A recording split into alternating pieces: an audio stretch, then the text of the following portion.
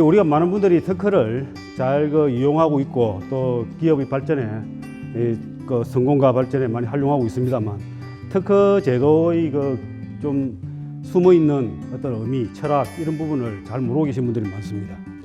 그래서 오늘 여러분들에게는 평소에 여러분들이 알고 계신 상식과 조금 다른 개념의 특허를 이해할 수 있는 시간이 될 수 있을 것 같습니다. 장자에 보면 오석대호라는 고사가 있습니다. 위나라 왕이 박씨를 하나 줘서 심었는데 이 박이 너무 커가지고 다슴들이나 그런 오석대호라 그럽니다. 오석이라면 여러분 쌀이 한 10가마 정도가 들어갈 수 있는 큰 박이라는 이야기입니다. 이게 너무 큰 박이 다슴들이나 되는 큰 박이 열렸다. 물을 담으면 무거워서 들 수가 없고 바가지로 만들려면 잘라야 되는데 자르고 나면 너무 팽팽해지니까 너무 박이 커서 이걸 바가지로 쓸 수가 없다. 그래서 깨버렸다 이렇게 이야기를 합니다. 그래서 장자는 자네는 정말 큰 것을 제대로 쓰는 방법을 모르는구나 이렇게 하고 이제 꾸짖습니다.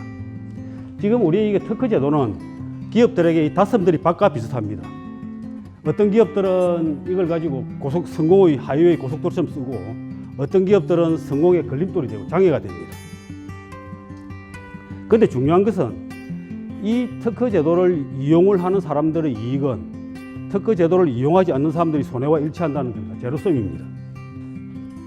이 장면은 여기 보면은 파앤어웨이라는 영화인데 혹시 파앤어웨이라는 영화 기억나시는 분 계십니까? 예, 그럼 좀 신세대입니다. 이 한 20, 30년 전에 나온 영화인데 탐 크루즈와 이 니콜 키드먼이 아주 야리야리하게 어릴 때 찍은 영화입니다.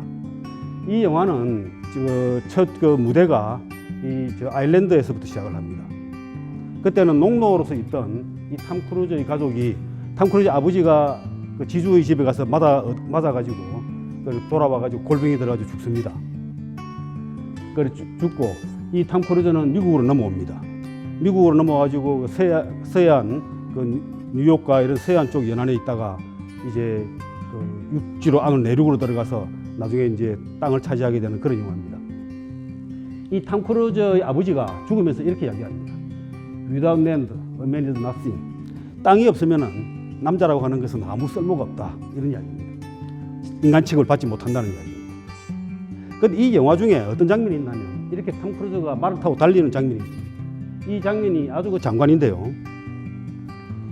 많은 사람들이 줄 세워놓고 어떤 사람은 마차를 타고 또 어떤 사람은 말을 타고 어떤 사람은 심지어는 그 당시 초기에 나온 자동차를 타고 또 어떤 자전거를 타고 간 사람도 있습니다. 이렇게 줄을 세워놓고 있는데 그때 이 샷건 총을 쏩니다. 그래서 빵 총을 쏘면은 거기 몰려있던 수많은 사람들이 달려갑니다. 달려가가지고 자기가 원하는 땅에 가서 깃발을 꽂으면 그게 자기 땅이 됩니다. 그래 거기서 5년 동안 살면은 그 땅을 공짜로 주고 그 5년 동안 아니고 짧은 기간 동안 살고 자기 땅을 취득하려고 그러면 1에이커당 1.25달러를 내면 됩니다. 그래서 1인당 160에이커를 주는데 160에이커가 계산을 해보면 한 20만 평 가까이 됩니다. 20만 평 되는 땅을 이렇게 말을 타고 달려가지고 경쟁을 해서 자기가 원하는 땅에 깃발을 꽂으면 자기 땅이 되는 겁니다.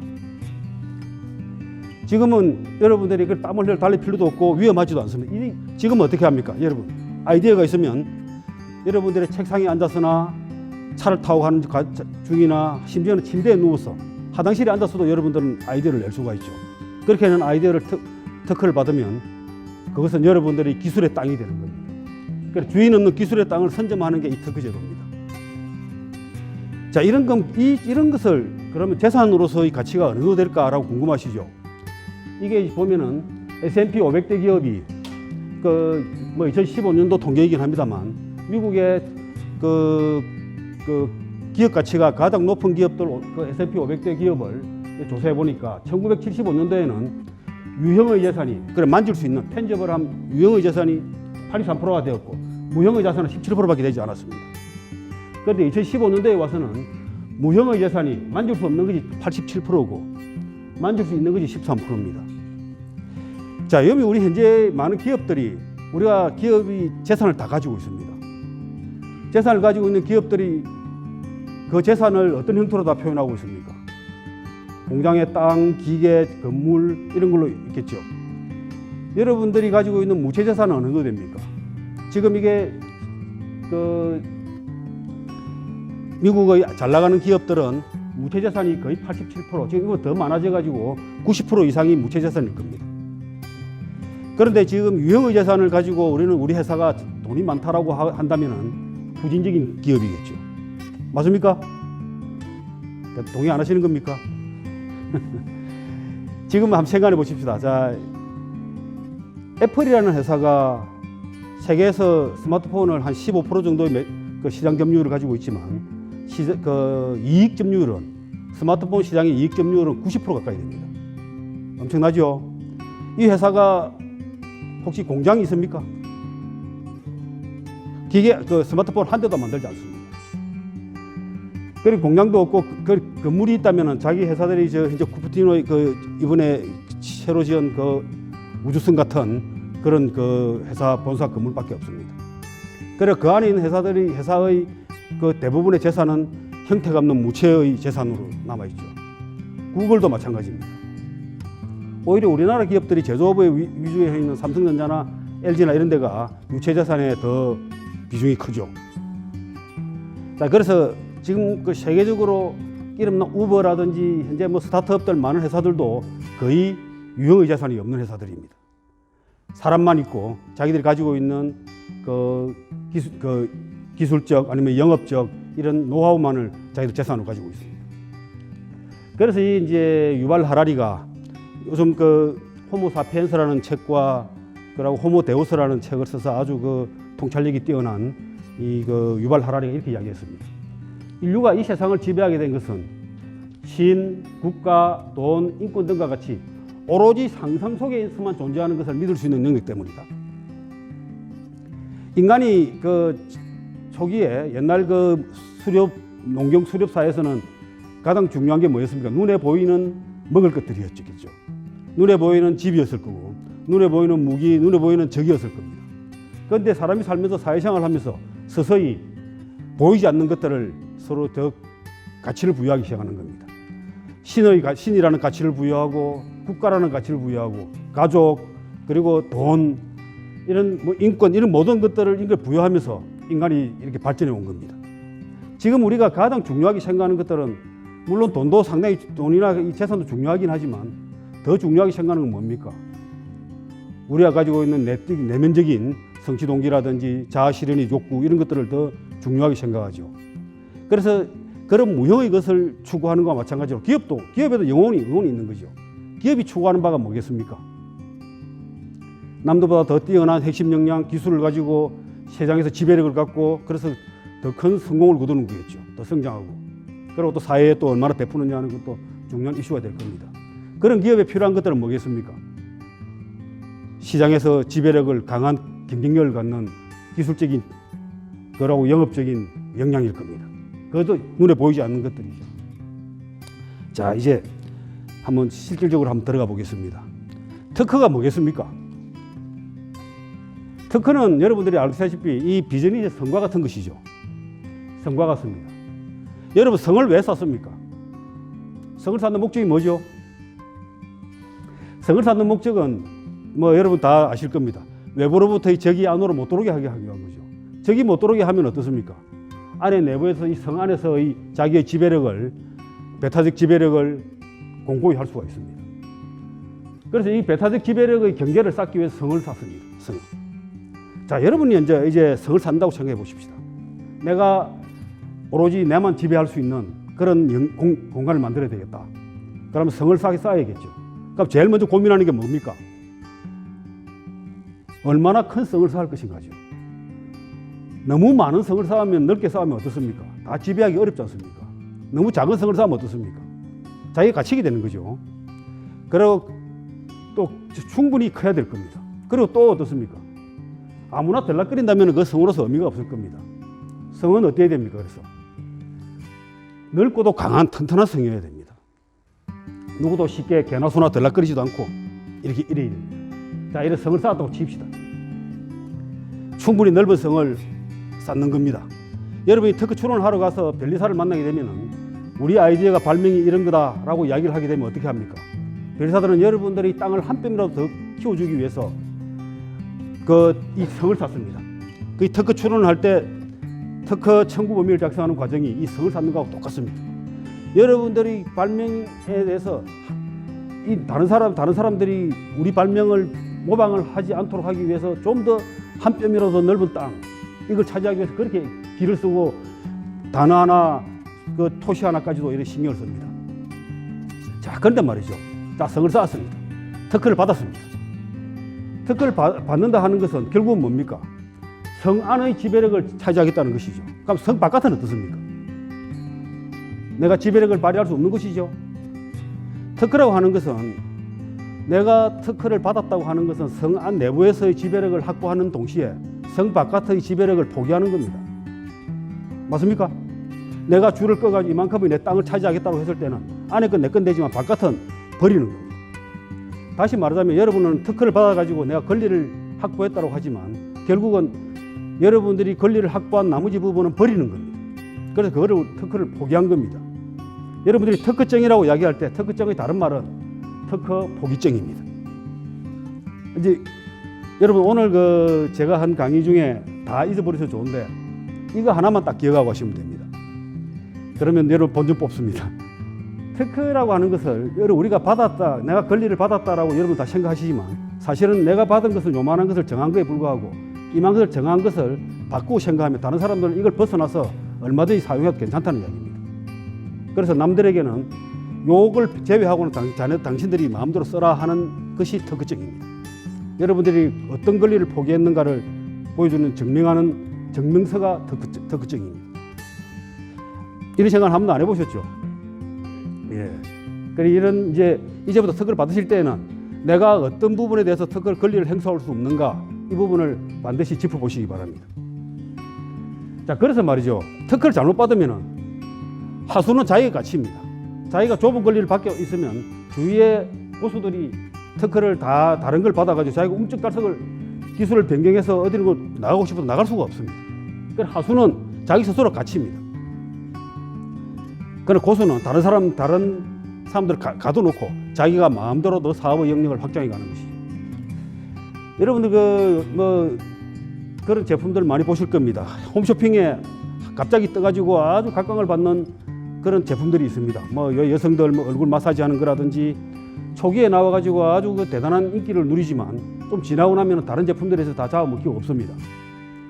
그래서 그런 제품들이 처음에 나왔을 때 인기가 있으면 틀림이 없지만 권리로서 보호받는 영역이 너무나 좁아가지고 다른 모방품들이 그거로부터 모방한 새로운 다른 기술들이 그걸 둘러싸가지고 그걸 압살시켜가지고 스스로 갇혀서 말라 죽고 맙니다. 자, 그래 특허는 또 보면 기업의 비전과 핵심 역량에 관련됩니다. 우리가 이제 어떤 회사 이름을 들으면 그 회사가 어떤 회사인가를 이제 알아보는 경우가 많이 있죠. 여러분 어디서 그 회사가 어떤 회사인지 어떻게 알아봅니까? 네이버에 물어보죠. 저희들은 어떻게 하느냐? 변리사들은 그 회사의 특허를 조사해 봅니다. 그러면 그 기업이 과거에는 무슨 사업을 했고 지금은 뭘 하고 있고 미래는 뭘 하고자 하는지 미래에 어떤 방향으로 나오고 하는지를 알 수 있습니다. 그리고 그 회사는 왜 존재하고 있고 또 어떻게 경영되고 있고 무엇을 추구하는지를 알 수 있는 것이 기업의 비전, why, what, how를 알 수 있습니다. 그리고 이 특허 내용을 가만히 보면은 이 회사가 과연 창조 기업 새로운 그 기술적인 역량, 창조 역량이 있는가? 그 다음에 또 특허 주는 어느 기업 회사를 보면은 발명자가 오로지 유일하게 한 사람밖에 없는 경우도 있습니다. 그 회사의 대표이사이거나 연구소장이거나 한두 사람에 집중되어 있는 경우가 있습니다. 만약에 그 사람들에게 유고가 생기게 되면 어떻습니까? 그 회사의 창의력은 더 이상 유지될 수가 없죠. 그래서 어떤 사람에게 집중되어 있는 것도 문제가 되고, 그래서 그 집단 전체가 골고루 발명자들이 있을 때에는 그 회사의 집단 창의력은 매우 높은 겁니다. 그래서 그 작은 기업이든 큰 기업이든 간에 그 종업원들의 회사에 종사하고 있는 사람들의 그 창의적인 그 욕구를 북돋기 위해서는 직무 발명 제도라든지 보상 제도 이런 것들이 잘 돼 있어야 됩니다. 그리고 이 특허는 시장 지배력입니다. 특허를 받는 목적이 가장 기본적인 뭐겠습니까? 내가 개발한 이 제품이 시장 경쟁력이 있고 이 경쟁력이 있는 것을 다른 사람이 따라오지 못하게 하는데 가장 기본적인 욕구가 있습니다. 그래서 특허를 잘 갖추고 있는 회사는 시장 지배력이 있습니다. 그래서 이 특허는 기업 역량을 평가하는 척도가 됩니다. 저도 이거 많은 일에 그 심사위원으로 이렇게 많이 나가봅니다만 그 기업들에게 국가 지원 자금이라든지 뭐 이런 여러 가지 배정을 할 때도 이 회사가 특허를 몇 건 가지고 있고 몇 년 동안 평균 출원 건수가 몇 건이고 이런 것들을 평가하는 점수들이 있습니다. 뭐 우리 잘 아시다시피 특허를 한 건도 없는 회사와 한 100건 있는 회사, 한 50건 있는 회사, 특허 내용은 뭐 질은 따질 필요가 없습니다만 그때는 전혀 다른 평가가 있기 마련이겠죠. 그래서 적당한 정도의 기업들은 자기들이 특허를 확보해둘 필요가 있습니다. 자, 이 특허는 역시 무기체계죠. 싸움의 특허 분쟁을 한다는 것은 누군가와 그 기술 분쟁을 하는데 가장 기본은 역시 특허입니다. 무기라고 하는 것은 어떻습니까? 칼이든 활이든 무기가 좋아야 되죠. 남하고 싸울 때는. 그래서 무기의 품질은 근데 대장장이의 부분이죠. 무기는 누가 만듭니까? 대장장이가 만듭니다. 그래서 칼 좋다고 만약에 고수가 될 수 있다면 옛날에 무림의 맹주는 다 대장장이였을 겁니다. 근데 옛날에 무림의 맹주는 대장장이가 되지는 못했죠. 뭐가 부족했겠습니까? 무술이라는 게 다른 게 있어야 되겠죠. 무술이 기술 뛰어나게 되면은 다소 부실한 무기를 가지고도 잘 싸울 수 있지만 그런 무술이 떨어지게 되면 어떻습니까? 아무리 좋은 무기를 가지고 있더라도 잘 싸울 수가 없습니다. 그래서 특허라고 하는 것은 이런 겁니다. 이 무기는 기술이나 역량이나 발명 이런 것들을 우리가 무기라고 한다면 거기에 전략이 보태져야만이 좋은 특허가 되고 이 좋은 특허는 강한 힘을 갖게 됩니다. 그래서 이 전략이 없이 도대체 이 내가 특허를 받을 때 내가 발명한 기술을 특허로 받을 때 어떤 잠재적인 그 상대를 제압하기 위해서인가, 누구를 제압하기 위해서인가 하는 또 어떻게 제압할 것인가, 어느 나라에서 제압할 것인가 하는 그런 전략이 충분히 뒷받침되어야 하는 겁니다. 그래서 이 특허 분쟁이 벌어지다 보면은 그 큰 기업들이 큰 기술로 가지고 싸울 것 같아도 실제로 전쟁이 벌어지면 아주 터무니없는 작은 기술로 가지고 싸우는 경우가 많습니다. 그래서 산에 걸려 넘어지는 사람은 없습니다. 돌뿌리에 걸려 넘어질 뿐이죠. 여러분 그 애플하고 삼성의 그 특허 분쟁 기억나십니까? 그때 어떤 특허들이 있었습니까? 뭐 모서리가 둥근 애 만에 뭐 저 밀어서 잠금 해제가 어떻다, 뭐 또 이거 저 밀어 올렸을 때 끝에 가서 뭐 그 러버 밴드라 그래서 이래 고무줄 튕겨 나오듯이 튕겨 나오는 이런 거 있죠.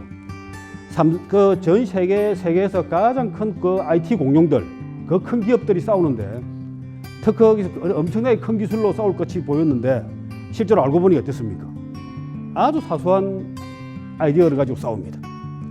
그래서 이래 특허 전쟁은 큰 기술이 중요한 게 아닙니다. 우리가 그 씨름에서도 아주 잔재적 손기술 이런 걸로 가지고 상대방을 쉽게 제압을 하는 경우가 있죠. 그와 마찬가지로 특허 분쟁은 이래 돌뿌리에 걸려 넘어지듯이 그렇게 아주 작은 상대방을 잡아뜨리기만 해도 되는 그런 경우가 많이 있습니다. 자, 그래 여기 보면 싸움이 나왔으니까 손자병법을 우리 이야기를 한번 들어봐야 되는데요. 이게 백전백승이면 비선지선자여라, 부전이 구린지병이면 선지선자여라. 제가 이 손자병법을 여기 창원의 창조경제혁신센터에서 한 6개월 동안 손자병법을 강의를 한 적이 있습니다. 그 강의한 내용 중에 제가 이걸 두 번째로 좋아하는 말입니다. 요 앞에 더 좋아하는 말은 등고거제라는 말인데 높은 데 올려놓고 사다리를 치운다 하는 말인데 이걸 두 번째 좋아하는 이 말입니다. 이 말이 무슨 말이냐면 100번 싸워서 100번 이기는 것은 최선이 아니다. 이 비선지, 좋지 않은 것 중에 좋은 것이다라고 할 수도 있고 좋은 것 중에 좋은 것은 아니다. 이렇게 번해도 됩니다. 그래서 최선은 아니다. 부전이 싸우지 않고 상대방을 굴복시키는 것, 상대방을 굴복시키는 그런 전쟁, 그것이 선지선자여라. 베스트다 이 말입니다. 최고라는 겁니다. 우리가 특허를 가지고 있는 이유는 뭡니까? 누군가가 싸워야 될 때, 상대방이 내 특허를 침해했을 때, 내 기술을 모방당했을 때, 내 특허 가지고 있으니까 또 좋은 말 할 때 쓰지 마라. 이렇게 하면 싸우지 않고 빨리 마무리 지을 수 있고 또 싸우더라도 쉽게 이길 수가 있습니다. 특허라고 하는 것은 여러분들이 만약에 발생할 수 있는 그런 만일의 경우를 대비하는 것이죠. 자, 이제 또 이야기 하나 들려드리죠. 이 한비자에 나오는 이야기입니다. 진나라의 왕이 이 진나라와 이 진나라 다릅니다. 진나라의 왕이 그 옆 나라에 있는 진나라 이 공자에게 이제 공주를 시집 보냅니다. 그 옛날에는 이 시집 보낼 때 그 혼수품으로 사람을 딸려 보냅니다. 사람을 딸려 보내는데 그 중에 그 남자 노예들도 노예가 아니고 일하는 사람 보내지만은 시녀들도 딸려 보내가지고 일을 돕게 합니다. 그래서 이거 음선한 아주 예쁘게 가꾼 시녀 70명을 딸려 보냈습니다. 그런데 그 공자는 진나라의 공자는 시녀들만 좋아하고 공주를 박대합니다. 그러니까 결국은 시녀들만 시집을 잘 보내고 되겠습니다. 참 억울한 경우죠. 이러셔야 되겠습니까? 어느 초나라 사람은 귀한 구슬을 팔러 정나라로 갔는데 이 구슬이 귀하니까 이 구슬을 아주 귀한 상자를 만들어 가지고 넣었습니다. 그 상자에 뭔지는 몰라도 목난, 개초와 같은 향기로운 나무로 짜고 물참새의 털로 장식한 상자를 만들어서 그 속에 구슬을 넣었다. 그런데 정나라 사람은 나는 구슬 필요 없어, 상자가 좋아, 상자만 사겠다 이렇게 했습니다. 구슬을 돌려주는 겁니다. 자, 그래 이 이야기를 왜 들려드리겠습니까? 여러분 회사에서 기술 개발을 하기 위해서 엄청난 노력을 하시죠. 제품의 품질을 높이고 그 원가를 낮추고 생산성을 높이고 이렇게 하기 위해서 엄청나게 노력을 합니다. 왜 그런 노력을 합니까? 그런 기술을 왜 개발하시죠? 내가 제품을 많이 팔아가지고 이익을 많이 남기고 회사에 성공을 하기 위한 겁니다. 맞습니까? 네, 맞습니다. 내가 이 제품을 많이 팔기 위해서 기술 개발하는데 만약에 이런 경우는 어떻겠습니까? 제품은 하나도 안 팔리고 내가 기술은 고생해서 개발했는데 제품은 안 팔리고 기술만 다른 사람들이 다 모방을 100개 쓴다. 어떻겠습니까? 이 공주가 아닌 시내를 시집 보낸 꼴이나 구슬이 아닌 상자만 팔는 꼴이 될 수가 있는 거죠. 네, 이런 것입니다. 내가 열심히 기술 개발한 것이 다른 사람들을 이롭게 하는 이걸 뭐라고 그럽니까? 우리가 이정행위라고 하지 않습니까? 특허가 아까 이야기했다시피 성을 쌓는 것인데 특허는 성을 충분히 넓게 쌓아야 되는데 너무 좁게 쌓아놓으면 다른 사람들이 그 성 바깥에서 내하고 비슷한 기술을 그대로 쓰고 있다면 어떻습니까? 억울한 경우죠. 남들만 좋은 일 시키는 일이죠. 이정행위가 됩니다. 실제로 그런 이정행위를 하는 경우가 무지 많이 발생합니다. 현장에서 보면은 어떤 경우가 있냐면은 저희들이 고객이 찾아옵니다. 내가 이 제품을 보니까 참 마음에 든다. 이 제품을 우리 같으면 이거보다 훨씬 잘 만들 수 있겠다. 여러분 그런 경우가 있으시죠? 거의 사업 아닙니까? 자, 그걸 가져와가지고 그럽니다. 그래서 이걸 어떻게 하면 좋겠냐 하면 저희들이 어떻게 하겠습니까? 그 제품에 대한 특허를 찾아봅니다. 특허를 찾아보니까 권리가 이렇다. 그럼 이 권리를 벗어나기 위해서는 이렇게 하면 된다. 하고 가르쳐 주는 게 변리사들의 일입니다. 변리사들이 특허만 받아주는 게 아니고 다른 사람들의 특허를 어떻게 벗어날 수 있는지를 가르쳐 주는 게 변리사들의 업무입니다. 여러분 그렇게 변리사들에게 물어보신 적 있으시죠? 예, 많이 있을 겁니다. 그래서 남의 특허를 보고 피해가면서 그 제품을 안전하게 만드는 것, 이게 또 비즈니스의 한 부분입니다. 그래서 남의 특허를 내 성공의 발판으로 삼을 수도 있습니다. 내 특허가 잘못받으면 이정행위, 남을 도와주는 짓을 할 수도 있고 그걸 빌어먹을 짓을 할 수도 있고 남의 특허를 잘 보고 내 성공의 발판으로 삼을 수도 있습니다. 자, 이게 뭐 하고 있는 거죠? 성무라고 합니다. 성무가 추미 사이가 엄청나게 아름답죠. 이 곡선이. 그렇지 않습니까? 이 아름다운 이유가 뭡니까? 왜 아름답습니까? 만약에 이 소매자락 이런 게 없으면 어떻겠습니까? 막 그냥 팔을 뻗고 있는 거에 불과하겠죠. 그래 이것이 이 춤을 아름답게 만드는 것은 소매자락입니다. 그래 이거를 2500년 전에도 한비자의 내용을 보면은 장수선무란 말이 나옵니다. 장수랑 소매가 길면 춤이 아름답다는 이야기입니다. 이 뒤에는 닭과 홍상이라고 돈이 많으면 장사를 잘한다. 뭐 이런 이야기가 나옵니다. 장수선무란 말입니다. 이 특허는 기업의 소매자락과 같습니다. 우리가 특허를 한 건 가진 회사, 5건 가진 회사, 50건 가진 회사 다 다르다시피 특허를 적절히 많이 가지고 있으면 이렇게 소매자락이 긴 것처럼 회사가 있어 보입니다. 장식적인 효과가 매우 큰 거죠. 이 누군지 아십니까? 이 사람. 나이 든 사람은 좀 아시는데 파멜라 앤더슨이라고 한동안 미국의 아주 섹스 심볼로 아주 유명한 그런 그 배우입니다. 그런데 화장하기 전과 후입니다. 비포 앤 애프터입니다. 그게 아주 많이 차이가 나죠. 우리가 기업들도 이 화장을 해야 될 필요가 있습니다. 기업들도 이 특허를 가지고 있다는 것은 강력한 마케팅 수단이고 또 제품이나 기업의 신뢰성을 높이는데 우리가 특허 제품을 끈질기게 개발하고 있다는 것을 보여주고 있기 때문에 고객들에게 신뢰를 주는데 큰 도움이 됩니다. 그래 이거는 기업의 화장은 고객에 대한 예의입니다. 한번 생각해 보십시다. 우리는 고객을 위해서 열심히 노력하고 있다는 것을 보여줄 수 있는 방법이 뭡니까? 물론 좋은 제품으로 보여줄 수 있습니다. 그렇지만 끝없이 기술 개발을 해가지고 좀 더 싸게, 좀 더 우수한 제품, 좀 더 오래가는 제품, 좀 더 가벼운 제품 이걸 개발하기 위해서 열심히 노력해가지고 특허를 받고 이렇게 했다면은 그걸 그렇게 하는 것은 고객에 대한 예의입니다. 그렇지 않습니까?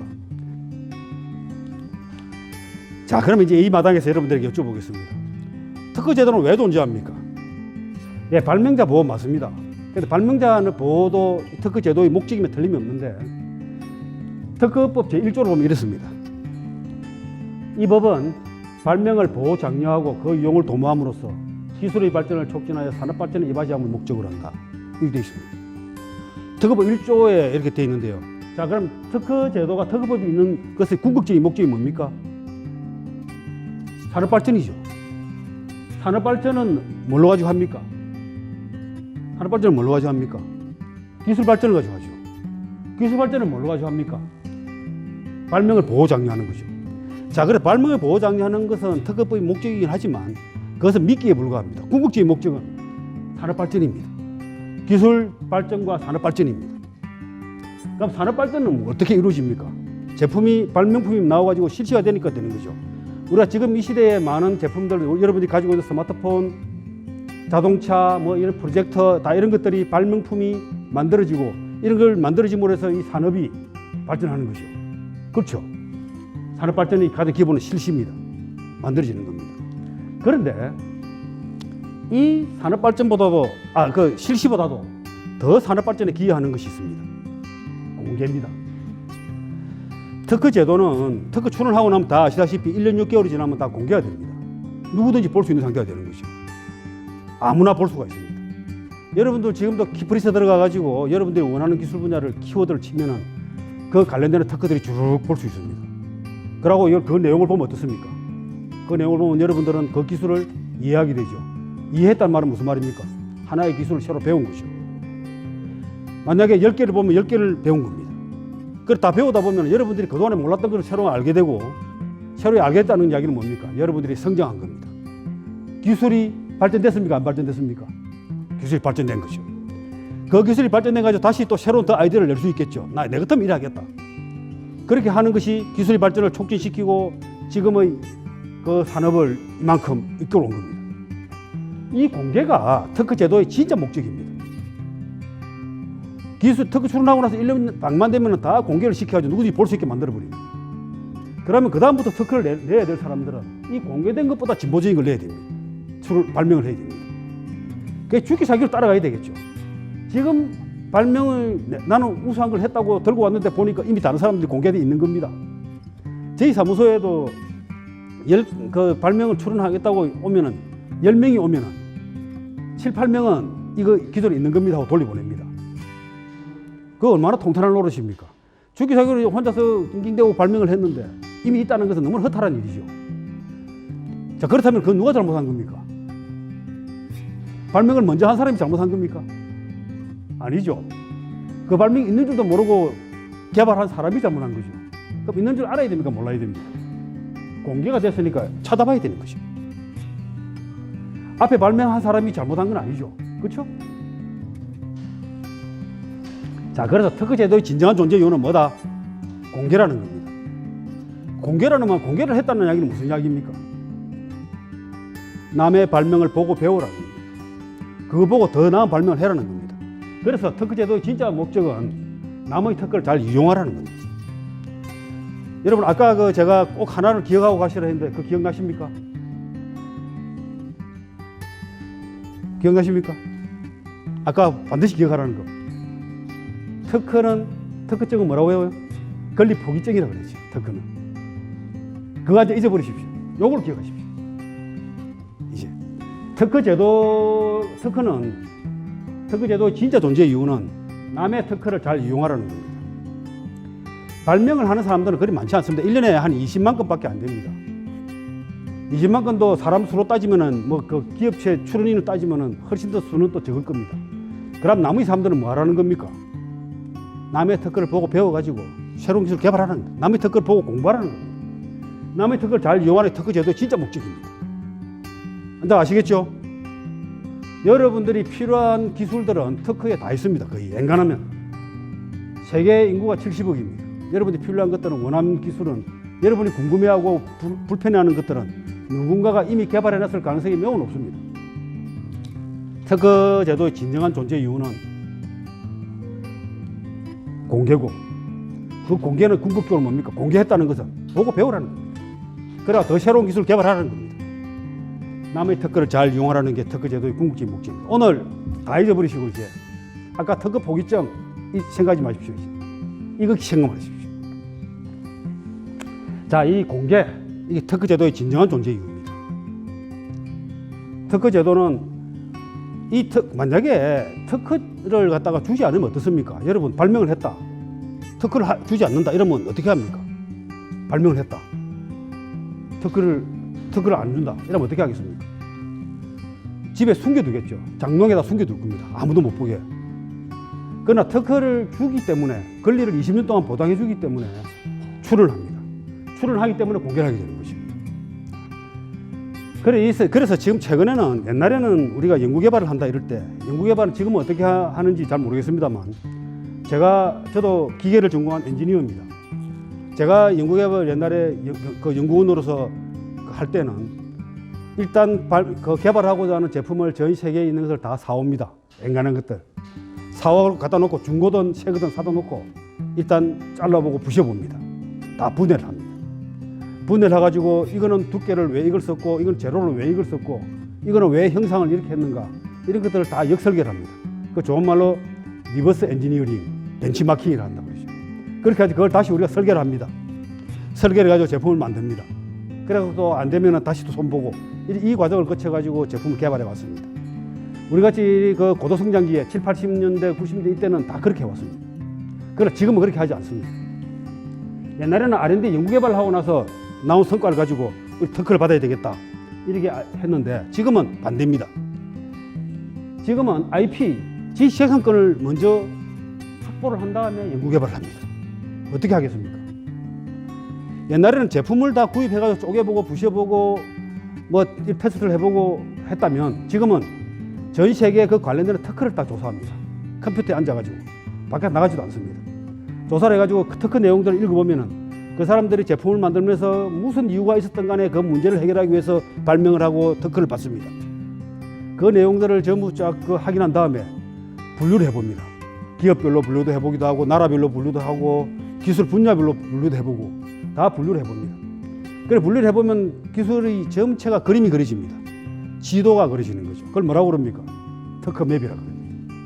지도 그려 보면은, 이래 가면은 특허를 다 피할 수 있겠구나. 이거 조합을 하면은 특허가 만료된 기술이니까 쓰면 공짜로 써도 되겠구나. 그럼 우리 제품은 이렇게 조합을 하고 이걸 피하고 이렇게 해서 이런 제품을 만들면, 설계안을 만들면 도출할 수 있겠다. 이렇게 나오는 겁니다. 그러면은 우리가 피하고자 하는 기술, 우리나라의 독자의 기술이 만들어집니다. 그래서 IP, 특허를 전부 다 분석을 해보고, 분석한 결과에 따라서 우리의 IP를 발명을 만들어내고, 그 특허를 출원해놓고, 그 다음에 이제 되는가 안 되는 걸 연구개발합니다. 그게 되는가 안 되는 거예요. 어떻습니까? 말이 됩니까? 여러분도 그걸 하지 않습니까? 여러분 연구개발할 때 어떻게 합니까? 전부 벤치마킹하고 어디 나온 카탈로그라든지 뭐 논문이라든지 특허라든지 다 찾아보고 그걸 다 분석한 다음에 우리는 이렇게 적용할 수 있겠다라고 해서 그렇게 하는 겁니다. 특허를 가지고 하는 것은 좀 더 체계적이죠. 대리사들이 그런 일을 해주고 있습니다. 그 특허는 기술 솔루션의 방대한 도서관입니다. 1년에 한 200 몇십만 건, 300만 건 가까이 특허 출원되고 있습니다. 전 세계적으로. 온갖 기술들에 대한 니즈들이 다 나오고 있습니다. 그런 여러분들이 궁금해하는, 여러분들이 불편해하는, 여러분들이 해결하고자 하는 솔루션이 누군가에 의해서는 이미 생각됐을 가능성이 높습니다. 여러분들보다도 더 뛰어난 것일 수도 있고 생각보다 더 못한 것도 있을 수 있습니다. 그런 것을 다 모아보면 여러분들이 어느 방향으로 가야 될지 길을 알 수 있는 거죠. 그래서 열심히 일하려고 하지 마라. 너무 옛날에는 연구소 사무실 이런 데다가 야단 침대 놔두고 컵라면 끓여 먹어가면서 거기서 일을 했지만 지금은 그럴 필요가 없습니다. 영리하게 일해야 됩니다. 이렇게 죽기 자기로 뛰면서 할 필요가 땀 흘리면서 할 필요가 없습니다. 지혜롭게 해야 됩니다. 이 요동지시라는 고사가 있습니다. 요동의 돼지라는 말입니다. 어떤 사람이 요동에 사는 사람이 돼지를 키웠는데 어느 날 돼지가 새끼를 낳았습니다. 보니까 머리가 하얀 겁니다. 야, 이거는 상스러운 돼지다. 왕에게 갖다 바쳐야 된다. 요동이라는 저 만주판에 있는 요동에서부터 저 하동까지 왕에게 갖다 바치기 위해서 이 돼지를 안고 갑니다. 가보니까 그 동네는 돼지 머리가 다 깁니다. 그래서 부끄러워하며 돌아왔다는 겁니다. 무슨 말이겠습니까? 남들은 다 알고 있는 기술이고 아니면 다 공개된 기술인데 그걸 자기가 연구개발해서 발명이라고 특허 출원을 가져오는 겁니다. 지금 여러분들이 보면은 제가 이 많은 지금 창원 지역이나 경남 지역에 뿐만 아니라 전국에 수많은 기업들 다녀보면 자기들이 기술이 가장 세계 최고라고 자랑을 합니다. 뛰어나다고 이야기를 하죠. 예, 그런 자부심을 갖는 것은 정말 중요한 일이고 필요한 일이고 좋은 일입니다. 그러나 자기와 경쟁자들은 어떤 기술을 가지고 있고 옆집은 어떤 기술을 가지고 있고 그걸 잘 모릅니다. 자기 것밖에 모릅니다. 이 요동의 돼지를 안고 있는 사람과 전혀 다를 바가 없다는 것이죠. 이런 세계 시장에서의 다른 기업들은 다른 경쟁자들은 어떤 기술을 가지고 있고 그 제품 그 기술은 우리와 어떤 격차를 가지고 있는지 그걸 모르고 자기 것만 보고 있는 거죠. 그래서 이 CEO들이 경영을 하는 사람들이 리더들이 남의 것을 모르는 것은 그건 직무유기입니다. 남을 제대로 알아야 자기를 알 수 있습니다. 자기 위치를 알 수 있습니다. 내가 앞서 있는지 뒤쳐져 있는지 남을 알아야 됩니다. 이건 지금 이 나무 잎사귀 같은데요. 무슨 그림이겠습니까? 이 지도입니다. 여기가 로마입니다. 그러니까 옛날 그 로마 시대 때 로마의 모든 길은 로마로 통한다. 이 로마가 그동안 오랫동안 천몇백 년 동안을 지배를 할 수 있었던 것은 이 로마의 모든 문화, 물론 이 소로마가 나중에 동로마로 가가지고 존속했습니다만 이 동로마 이쪽이었죠. 콘스탄티노플. 이 많은 전 세계에 있는 모든 문물이 로마로 다 들어왔기 때문입니다. 문을 열어놨기 때문입니다. 폐쇄를 해가지고는 절대 발전할 수 없습니다. 성을 쌓는 자는 망하고 길을 내는 자는 흥한다 그랬다. 톤 쿠크가 그래서 이야기했습니다.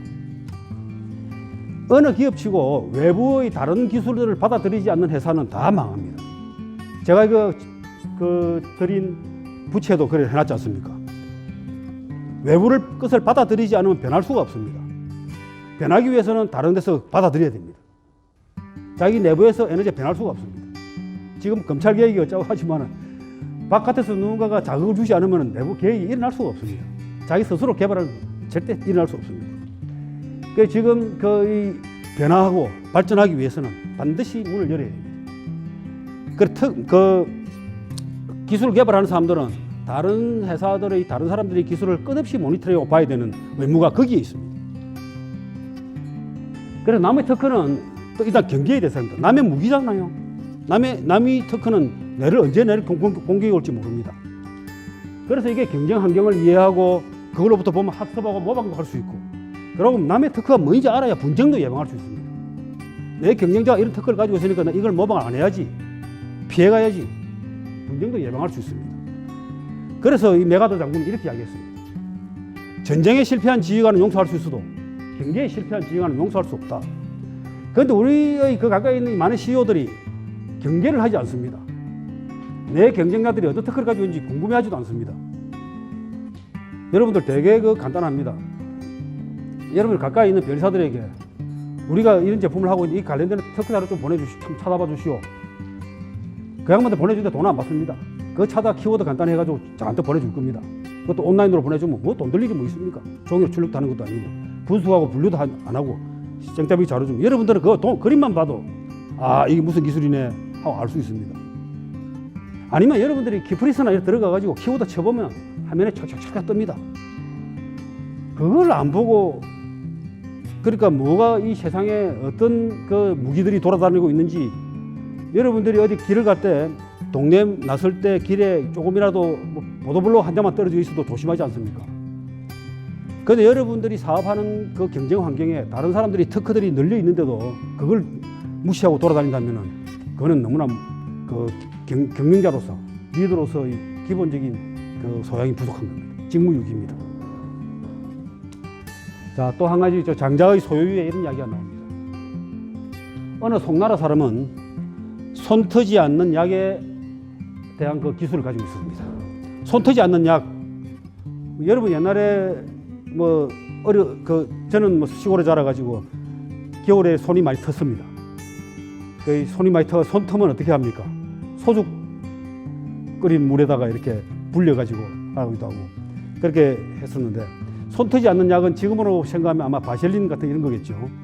그래 한 2,500년 전에도 이런 약에 대한 그 기술을 가진 사람이 있었던 모양입니다. 손 터지 않는 약을 가지고 있으니까 겨울에 빨래를 해도 손이 안 틀 겁니다. 물에 손을 넣어도. 그래서 남의 솜, 옛날에는 겨울에 이불이나 옷을 만드는데 가장 중요한 소재였겠죠. 솜을 빨아주는 일을 하고 살았습니다. 대대로.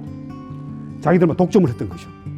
우리는 손이 안 타는 약을 가지고 있으니까 겨울에 솜 빠는 일은 전부 자기들 일이었습니다. 독점을 했을 겁니다. 그런데 어떤 날 한 사람이 찾아와가지고 그 기술을 내한테 팔아라. 백금을 주겠다. 백금이 얼마나 큰 돈인지 모르지만 어마어마하게 큰 돈이 모양입니다. 이 사람들이 좋아가지고 그 기술을 팔았습니다. 그럼 기술을 산 사람은 어디로 갔느냐? 오나라에 찾아간 겁니다. 여러분 오월동주 이런 말 들어보셨죠? 오나라와 월나라는 이 양자강의 저 아래쪽에서 양자강을 사이에 두고 치열하게 싸웠습니다. 그러니까 양자강을 두고 싸우니까 어떻게 하겠습니까? 양자강 지류가 많은데 물 위에서 싸우니까 겨울에 전쟁을 하게 되면 불가피하게 물에 접촉하게 되죠. 그러면 물에 접촉하고 이 손이 트게 되면 전투력이 떨어지니까 손이 트지 않는 약을 가지면 전투력이 훨씬 더 높아질 겁니다. 그래서 오나라 왕이 바쳤더니 오나라가 월나라 전쟁에서 크게 이겼습니다. 그 오나라 왕이 이 공로가 크다 해서 땅을 떼줍니다. 공토를 떼줍니다. 그래서 같은 하나의 기술로 어떤 사람은 평생 대대로 남의 솜을 빨아주는 일을 하고 어떤 사람은 동토를 가진 영주가 됐습니다. 땅의 주인이 되는 것입니다. 같은 기술을 어떻게 쓰느냐에 따라 달라집니다. 여러분 사자가 사자 참 잘생겼죠. 잘생겼는데 이 사자가 한번 사냥을 하면은 제가 어느 날 이제 집에서 그 동물의 왕국을 보니까 그런 이야기가 나옵니다. 사자는 암사자는 되게 부지런합니다. 새끼도 키워야 되고 하기 때문에 집단으로 사냥도 하고 이렇게 아주 부지런한데 수사자는 되게 게으르답니다. 자기 한 번씩 영토 확인이나 하고 이렇게 돌아다니다가 사냥을 한 번 배불리 먹으면 짧게는 한 2, 3일, 길게는 일주일 이상을 그늘에 뒹굴뒹굴 뒹굽니다. 파리만 쫓고 꼬리로 가지고. 그래 뒹굴다가 배가 고프면 일어나가지고 이제 사냥을 하러 가야 되겠죠. 사냥을 가는 게 아닙니다. 뭐 하겠습니까? 하늘을 봅니다. 하늘을 도대체 왜 볼까요? 하늘을 보면 독수리가 이렇게 떠 있습니다. 독수리가 떠 있는 곳에 가면 뭐가 있겠습니까? 다른 동물들이 사냥을 해서 먹고 있습니다. 그 독수리는 하이에나나 다른 암사자나 이렇게 사냥을 해서 먹고 있는 것을 마지막 청소를 하기 위해서 기다리고 있는 거죠. 그래 이 사자는 거기를 어슬렁어슬렁 가가지고 어떻게 합니까? 그걸 쫓아내고 뺏어 먹는 겁니다. 사자가 배를 채우는 그 10번 중에 8번 내지 9번은 그렇게 뺏어 먹는다고 그럽니다. 이 생긴 것답지 않게 되게 치사하죠. 그렇습니까? 사자가 가장 중요한 것은 뭡니까? 사자에게 그 길을 가르치는 건 누굽니까? 독수리입니다. 이 사자를 안내하는 게 그 하늘을 지키는 독수리입니다. 그래 이 하늘을 지키는 독수리를 마루직이라 그럽니다. 제가 이름을 지었습니다. 마루라는 것은 하늘이라는 뜻이고 직이라는 말은 지킴이라는 뜻입니다. 제가 이 그 창원에서 그 경남에서 일을 하면서 기업인들이 나아갈 방향을 안내하는 그런 마루지기가 되겠다 해서 제가 그렇게 그런 그 노력을 계속 하고 있습니다. 자, 그 특허는 이 남들이 잡아놓은 사냥감과 같습니다. 특허를 가만히 보시면 남이 잡아놓은 사냥을 뜯어먹고 있는데 가만히 자세히 들어가 보면 특허가 어떻다고 했습니다. 성곽이 성이 사이져 있고 성 바깥은 특허를 행사할 수 없는 영역입니다. 그 특허를 피하기만 하면 성 내부와 환경이 비슷한 기술을 그대로 쓸 수가 있습니다. 그러니까 남이 잡아놓은 사냥감을 보기만 해도 우리는 그 옆에서 갯불만 쬐도 배를 채울 수가 있습니다. 그래서 많은 기업들이 우리가 하는 일 중에 상당 부분은 실제로 특허 출원하고 일하는 부분은 우리 업무의 한 30, 40%, 40, 50%가 안 됩니다. 절반이 안 됩니다. 나머지는 어떻게 하면 남의 기술을 분석을 해가지고 연구개발에 쓸 것인가, IP R&D, 연구개발에 사용할 것인가, 또 어떻게 하면 남의 특허를 피해갈 것인가, 어떻게 하면 리스크를 피할 것인가, 분쟁을 싸움이 벌어졌는데 어떻게 하면 이길 것인가, 이런 것들이 우리 업무의 그 60, 70% 이상이 그런 겁니다. 특허 출원은 오히려 훨씬 적습니다. 남이 잡은 사냥감 공짜로 여러분이 땀 흘려가면서 뛰어다니지 않더라도 배를 채울 수 있다면 어떻습니까? 여러분들의 사업이 성공할 수 있다면 이런 남이 잡은 사냥감 충분히 이용하셔야 되겠죠. 그래, 여기 보면 이 뉴턴이 이런 이야기를 했습니다. 내가 남들보다 좀 더 멀리 볼 수 있었다면 거인의 어깨에 올라서서 봤기 때문이다, 이렇게 얘기합니다. 아이작 뉴턴이 아시죠? 사과가 떨어지는 걸 보고 만류인력을 이론을 정립한 사람입니다. 자기가 남들보다 멀리 볼 수 있다면 거인의 어깨에 올라갔다는 이야기입니다. 자, 거인의 어깨라고 생각해 보십시오. 여러분들이 지금 하는 모든 기술은 어디에서 온 겁니까? 여러분들이 다 개발하신 겁니까? 아니죠. 누군가 이것을 배운 겁니다. 아마 학교에서 배운 것도 있을 거고, 사회에 나와가지고 일을 하다 보니까 옆에 선배들한테 배운 것도 있을 거고, 다른 회사의 제품을 뜯어보고 배운 것도 있을 것이고, 그것이 여러분들이 큰 기술이면 큰 거인의 어깨일 것이고, 작은 기술이면 작은 거인의 어깨일 겁니다. 그 위에 올라서 있기 때문에 여러분들이 남의 것을 얼마나 많이 배웠느냐에 따라 가지고 여러분들 기술력이 있다 없다, 뛰어난 사람이다, 유능한 사람이다 소리를 듣는 거죠. 맞습니까? 남의 것을 얼마나 더 많이 배웠느냐 하는 것, 이것이 여러분들의 역량을, 능력을 그 능력을 가늠하는 잣대가 되는 겁니다. 자, 그럼 남의 것을 많이 배운 거 부끄럽습니까 혹시? 모방한 것. 모방한 것은 절대 부끄러운 게 아니죠. 남의 권리를 침해하는 것이 부끄러운 것인데, 우리는 인간이라고 하는 것은 어릴 때 도리도리 곤지곤지 할 때부터 남의 것을 배워왔습니다. 우리가 말하는 것 다 남한테 모방한 것이고, 공부하고 학교에서 책을 통해서 배우는 것 누군가로부터 한 것을 다 모방한 겁니다. 그럼 모방은 부끄럽지 않습니다. 모방은 많이 하면 많이 할수록 그 사람을 뛰어나다고 합니다. 우수한 사람이라고 이야기합니다. 자, 그러면 특허를 통해서 남의 것을 많이 모방하는 것, 이 특허 제도가 적극적으로 권장하고 있는 일이죠. 특허 제도의 목적에 부합하는 일입니다. 그런데 왜 특허를 안 보십니까, 여러분들? 특허를 정말 안 보십니다. 특허를 보고 싶으면 여러분들이 있는 가까운 변리사들에게 이야기하면 다 자료를 보내줍니다. 아니면 여러분들이 찾아보면 됩니다. 아니면 특허사무소 놀러 가셔가지고 물어보면 됩니다. 이 피카소는 이런 이야기를 했습니다. 굿 아티스트, 일 잘하는 사람은 남의 걸 베낀다. 그레이트 아티스트, 아주 정말 잘하는 사람은, 진짜 잘하는 사람은, 위대한 예술가는, 위대한 일을 잘하는 사람은 남의 걸 훔친다, 이렇게 합니다. 그래서 우리가 파리가 천리를 가는 법이 뭐냐고 이래 제가 한번 물어보니까 어떤 분이 파리가 천리를 가는 법, 비행기를 타고 가면 된다, 이렇게 하시는데, 옛날에야 비행기 없을 거니까 이 기미지성이란 말이 있습니다. 천리마의 꼬리에 붙으면 천리를 갈 수 있습니다. 여러분들이 혹시 기술적으로 뭔가 부족하고 궁금한 게 있으면 누군가의 꼬리에 한번 붙어보실 생각 없으십니까? 정말 뛰어난 기술을 가지고 뛰어난 어떤 기업이나 뛰어난 기술 이런 게 빌붙으면 천리를 갈 수 있습니다. 여러분들이 성공의 목적지에, 천리 밖에 있는 목적지에 도달할 수 있습니다. 그 천리를 가는 천리마가 어떤 거겠습니까? 남들이 개발해 놓은 특허 기술들일 수 있습니다. 아까 보셨죠? 아까 장자에 나오는 이야기. 어떤 사람은 손 트지 않는 약으로 평생 남의 솜을 빨아주고, 그걸 가지고 천리마를 타듯이 그 기술로 가지고 봉토로 가지고 영주가 되는 사람이 있는 겁니다. 그래서 또 한비자에는 이런 말이 있습니다. 하급 리더는 자기 능력을 이용하고 자기 힘을 이용합니다. 중급 리더는 남의 힘을 빌렸습니다. 데려다 일을 시킵니다. 상급 리더는 남의 지혜를 이용합니다. 자, 하급 리더는 자기 힘을 써가지고 열심히 일해가지고 노가다 일하듯이 자기 머리를 쥐어 짜가지고 자기 힘을 써서 자기가 땅을 파고 뭘 심고 해서 수확을 해서 자기 힘으로 삽니다. 그러나 조금 더 영양 좀 중급쯤 되면은 사람들을 고용을 합니다. 써서. 그런데 상급 리더가 정말 고수화되면은 남의 지혜를 이용합니다. 여러분들이 남의 지혜를 이용할 수 있겠습니까? 없겠습니까? 대기업들 삼성전자 같은 경우는 뭐 만 몇천 명의 뭐 박사급이 있고 이렇죠. 그 박사급들이 낸 아이디어를 가지고 세계 최고의 IBM하고 미국에서 IBM이 세계 특허초는 1위고 삼성이 2위입니다. IBM보다도 어떤 때는 삼성이 더 많이 출원하기도 합니다. 그것들은 다 누가 합니까? 삼성에 있는 박사급 이런 연구원들이 이렇게 하는 거죠. 자, 여러분들은 남의 지혜를 어떻게 이용할 수 있습니까? 우리는 회사는 작으니까 중소기업이니까 어떻게 그 뛰어난 인재의 머리를 쓸 수가 있겠냐? 우리는 그게 한계야. 맞습니까? 동의 안 하십니까? 아니 모양이네. 여러분들이 아예 박사가 돼버리겠습니까?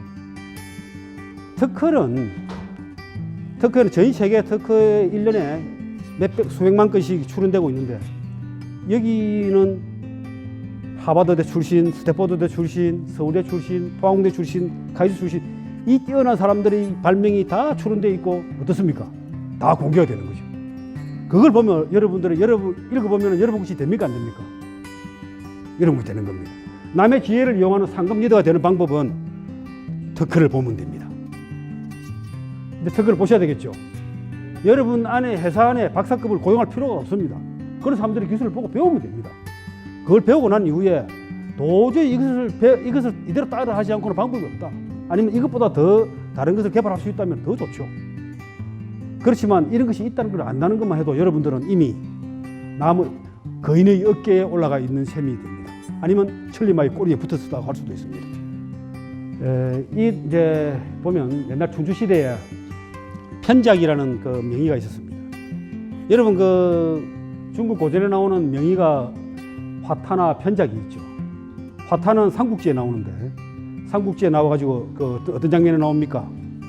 간우가 이 팔에 어깨에 화살을 맞았는데 이 간우의 화살에 어깨에 뼈에 박힌 화살촉을 빼내는 수술을 합니다. 근데 간우는 술을 마시면서 장기를 두고 있죠. 그러니까 옆에서 이래 화타가 이래 활을 뽑고 화살촉을 뽑아주고 하는 그런 장면이 나옵니다. 그것보다 몇백 년 전에 편작이라는 사람이 있었습니다. 편작이라는 사람은 죽은 사람도 살려낸다는 그런 명의입니다. 그래 이 명의가 워낙 이름이 나니까 위나라 왕이 위문왕이 이렇게 묻습니다. 당신은 형들이 둘이 있다고 했는데 그 삼형제 중에서 누가 가장 우수한가 이렇게 물었습니다. 그러니까 이렇게 답합니다. 편작이 답합니다. 마등이 가장 뛰어나고 둘째는 그 다음이고 저 편작은 가장 못합니다. 그래 위문왕이 물었습니다. 어찌 그런지 들을 수 있겠소 하고 하니까 편작이 이렇게 답합니다. 마등은 병이 있기 전에 그 원인을 보고 병이 나타나지 않도록 그 원인을 없애버립니다. 병이 있기 전에 그 병의 원인을 없애버리는 겁니다. 그런데 둘째 형은 그래서 그 명성이 집 밖을 못 나가는 거예요. 병이 생기기 전에 다 원인을 없애버리니까 그 명성이 일어날 수가 없죠. 둘째 형은 병이 처음에 미미하기 시작할 때 조기 치료를 해버립니다. 그러니까 그 명성이 마을을 벗어나지 않습니다. 그러니까 이것도 조기 치료를 해버리니까 그 명성이 그렇게 퍼지지 않는 겁니다. 저는 혈맥에 침을 넣고 독한 약을 쓰고 살갗을 찢어서 병을 누그러뜨립니다. 그래서 병이 완전히 성숙했을 때 치료를 해주는 거죠. 그랬더니 제후들에게까지 중원에 늘 많은 온 나라에 알려졌다는 거죠. 제후들에게까지 들리는 이름이 나게 된 것입니다. 그럼 누가 가장 우수한 어원입니까? 네? 그렇죠. 마청이 제일 우수하다고 하는데. 그런데 여러분들 한번 생각해 보십시다. 여기서 여러분들의 관점에서 볼 때 명의를 만들어 주는 사람은 누구겠습니까? 좀 이렇게 질문하니까 좀 뜬금없을 것 같은데 이제 이렇습니다. 제가 일을 이래 해보면 제가 이제 변리사 이 생활을 30년 이상을 이렇게 했는데 해보면은 참 다양한 고객들을 만나게 되죠. 대부분 제일 많이 만나는 사람이 어떤 사람이겠습니까? 연구개발을 다 해가지고 특허 출원하러 오는 사람입니다. 그렇겠죠. 그 특허 출원하러 오는 사람은 이제 보면 어떻게 분석을 해보죠. 선행률 조사를 해보고. 그리고 또 제가 이 오랫동안 이 하다 보니 저도 엔지니어다 보니까 내용만 들어봐도 아 이거 어디 있을 건데요. 이러면 거의 있습니다. 그래서 보는 즉시 안 되겠다 싶은 게 한 뭐 절반 이상이 갈라집니다. 조사를 좀 해보고 이야기해 드릴게요 하면은 또 조사를 해봅니다. 해보면 또 한 20, 30% 더 나오고 한 7, 80%는 그냥 다 특허 대상이 안 됩니다. 그런데 어떤 사람은 이런 사람이 있겠죠. 내가 개발하려고 해보니까 이게 그래도 좀 어딘가 있는가 좀 알아봐야겠다. 그래서 이런 분야의 기술들이 뭐가 있는지 좀 알아봐 주시오. 그럼 그걸 보고 내가 연구개발을 해야 되겠어. 이런 사람이 있어요. 그럼 자료를 보고 스터디를 한 다음에 공부를 한 다음에 개발하면 어떻습니까? 그것으로부터 자기가 그렇게 이미 문제가 되지 않도록 발명으로서의 질이 높아져 있겠죠. 또 이런 사람이 있습니다. 지금 내가 뭘 해야 될지 모르겠다. 우리 핵심 역량은 이런 거고 우리 회사는 지금 뭐 하고 있고 뭔가 다른 거를 좀 그 새로운 그 우리 성장 엔진을 하나 개발해야 되겠는데 어느 분야를 하면 좋겠나? 이 성장 엔진은 이런 거 대상되는 게 있는데 어떻게 하면 좋을까? 이렇게 이야기하는 사람들이 있습니다. 그럼 우리가 이야기를 해보고 이쪽 분야는 경쟁이 어떻고 환경이 어떻고 다 이야기를 해줍니다. 그럼 자기가 그럼 이 분야에 해보겠다. 이렇게 해서 시작하는 겁니다. 자, 1단계 아까 이야기한 사람은 어떻습니까? 발명을 다 해가지고 가져오는 사람. 그런데 그 특허 출원이 안 될 가능성이 몇 프로입니까? 7, 80% 되는 거죠. 마지막에 이런 사람 같습니다. 특허 안 된다. 자, 그 다음 기술을 개발하겠다라는 기술을 정해놓고 개발하겠다고 해놓고 자료를 좀 찾아보자 하는 사람은 어떻습니까? 둘째형 정도의 수준에서 이야기가 되는 거죠. 그 다음에 개발 뭘 할지도 모르는 상황에서 어디로 해볼까를 처음부터 먼저 이런 쪽은 둘째 정도 되면 어떻습니까? 사업 분야를 정해놓고 개발에 들어가면은 이 사업 분야를 정해놓은 것이 그 경쟁 환경이나 이런 데서 부적절할 수도 있습니다. 그래서 그 전에 그보다도 이 사업성이라든지 이런 걸 타당성을 먼저 파악했다면 어떻습니까? 정점 되지 않겠습니까? 그렇겠죠? 자, 그래서 제가 하는 이야기는 의사를 명의로 만드는 방법은 환자입니다. 환자가 하나도 안 아플 때 병원에 가가지고 내가 어떻게 하면 건강하게 살겠습니까? 묻는다면 그 사람은 절대 병 생길 일이 없을 수도 있습니다. 그러나 뭔가 약간 기미가 이상하다, 아주 미미한 기미가 있을 때 병원에 가서 치료를 하는 것. 환자가, 그렇죠? 병이 심각했을 때 가서 치료를 하는 것. 그거는 이 맏형을 만들 것인가, 둘째형을 만들 것인가, 셋째를 만들 것인가는 환자가 정하는 것입니다. 맞습니까? 환자가 정하는 것입니다. 여러분들이 이용하는 변리사를 맏형으로 만들 것인가, 둘째형으로 만들 것인가, 셋째로 만들 것인가는 여러분들이 정하는 겁니다. 이게 매우 중요한 이야기입니다. 여러분들이 어느 시점에 변리사를 찾을 것인가, 이건 여러분들에게 아주 중요한데요. 자, 누가 명의를 만드는가? 여러분들이 명의를 만듭니다. 자, 많이 정리를 해보겠습니다. 워낙 많은 이야기를 했기 때문에 여러분들에게 또 복습을 할 기회를 드리지 않으면 다 잊어버리죠. 자, 오석대호 기억나시죠? 다섬들이 박. 주인 없는 기술의 땅을 선점하라. 이 특허 제도입니다. 땅은 비즈니스의 성이죠. 성을 쌓으면 어떻습니까? 특허는 권리 포기증이 됩니다. 성 안은 내가 걸리지만 성 바깥은 포기하는 겁니다. 그래서 성을 쌓을 때는 반드시 바깥을 포기를 하는데 이 포기해도 되는가를 항상 자기 점검해 봐야 됩니다. 변리사에게 무조건 맡겨서도 안 됩니다. 하수는 스스로를 가두고 고수는 남을 가둔다. 칼 좋다고 고수가 된다면 무리명주는 대장장이었을 것이다. 여러분들의 기업이 진짜 고수가 되려면 아무리 좋은 기술 가지고 있어도 대장장이 꼴밖에 안 됩니다. 진짜 고수가 되려면 어떻게 됩니까? 전략이 있어야 됩니다. 좋은 특허가 있어야 됩니다. 살에 걸려 넘어지는 사람은 없다. 특허 분쟁은 남들을 그냥 발을 걸어가지고 잡아뜨리는 정도만으로도 성공하는 겁니다. 불균서 약, 아까 손 터지 않는 약 기억나시죠? 내 기술로 남 좋은 일만 시킬 수 있죠. 아까 그 신하들 70명 딸려 보냈는데 신하들만 시집 잘 보는 꼴이 되고 공주는 그 박대하는 그런 꼴이 날 수 있습니다. 장수선무 무슨 말이죠? 소매가 길면 어떻습니까? 춤이 아름답다. 남의 특허를 잘 이용하는 게 특허 제도의 궁극적인 목적입니다. 배고픈 사자는 하늘을 왜 보죠? 남들 거 뺏어 먹으려고 그러는 겁니다. 비즈니스는 남의 걸 뺏어 먹는 겁니다. 남의 시장을 내 걸로 만드는 게 비즈니스입니다. 남이 자원 사냥감이죠. 요동지시. 요동의 돼지 키우는 사람 생각나시죠? 흰머리 돼지. 여러분들도 여러분들이 기술이 남이 다 알고 있는 뻔한 흰머리 돼지를 여러분들이 최고의 것이라고 자랑하고 있을지도 모릅니다. 누가 명의를 만듭니까? 여러분들이 명의를 만듭니다. 그래서 이게 우리가 석기 시대가 가고 청동기 시대가 왔습니다. 석기 시대가 가고 청동기 시대가 왔을 때 석기 시대가 끝나고 청동기 시대가 온 거는 돌이 떨어졌기 때문이 아닙니다. 석기 시대가 끝난 것은 돌이 떨어져서가 아닙니다. 청동 그 구리가 발견됐기 때문에 그렇습니다. 지금 이 시대에 여러분들이 변화해야 될 이유는 여러분들의 사업적인 제품이 쓸모가 다 없어서 끝나는 게 아닙니다. 시대의 변화가 여러분들을 몰아냅니다. 시작해서. 그리고 청동기 시대가 오지 않았던 것도 구리가 없어서가 아닙니다. 발견하지 못할 뿐이죠. 자, 두 가지 기업이 있다. 변하는 기업과 사라지는 기업. 오늘 제가 부채에 써놓은 내용입니다. 자, 여러분 오늘 긴 시간 잘 경청해 주셔서 감사합니다. 네, 여러분 정말 경청해 주셔서 감사합니다.